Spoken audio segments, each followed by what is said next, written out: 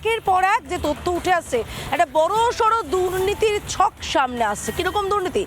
যেমন পপকর্নের প্যাকেট যেটা 20 টাকায় বাইরে পাওয়া যায়, সেটা 200 টাকায় সেদিন বিক্রি হয়েছে যুব ভারতীর অন্দরে।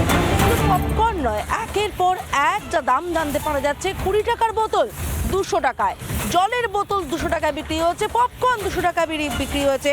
কার্যত লুট হয়েছে। 20 টাকা চিপসের প্যাকেট 100 টাকায় বিক্রি হয়েছে। পপকর্ন, চিপস, জলের বোতল নিয়ে কালো বাজারি হয়েছে। সোশ্যাল মিডিয়ায় ভাইরাল সে ভিডিও। 200 मेसी आ रहे हैं बोल के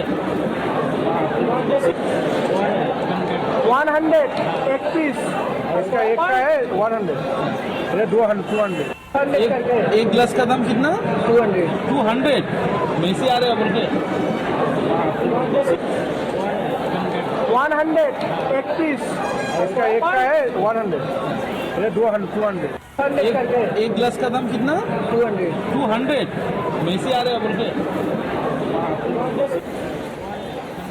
100 एक पीस इसका एक का है 100 আমার সঙ্গে রয়েছে সন্তু, সরাসরি চলে যাবো সন্তুর কাছে। সন্তু, সেদিন যুব ভারতীতে তুমি ছিলে, আমিও ছিলাম, এবং একটা ভয়ঙ্কর ছবি দেখেছি। ক্ষোভ, রাগ, তার কার্যত একটা বিস্ফোরণ হয়েছিল দর্শকদের মধ্যে। এ তো ভয়ঙ্কর বিষয়। 50 টাকার জিনিস ওই 200 টাকায় কিনতে হয়। এটা কি ছক করে কালোবাজারি করবার জন্য এই জায়গা তৈরি করা হয়েছিল?